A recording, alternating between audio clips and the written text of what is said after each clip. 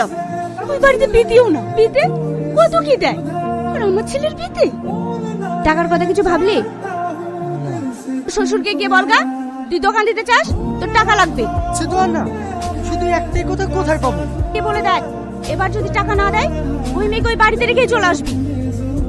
কি ব্যাপার, কি চাই? 20 টাকার মাংস নিতাম। আব্বা তোমার জামাই কিছু বলবে? বাজারে একটা দোকান দিচ্ছি, কথা একটা কম পড়েছে, দিয়ে এই টাকাটা দিতেন আমার একটু সুবিধা হতো।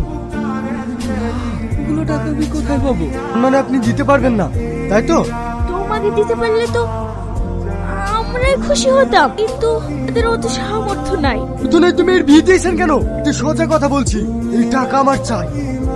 যদি দিতে পারেন তাহলে ভালো, আর যদি না দিতে পারেন তাহলে মেয়েকে ঘরে পোষেন। যেও না জামাই,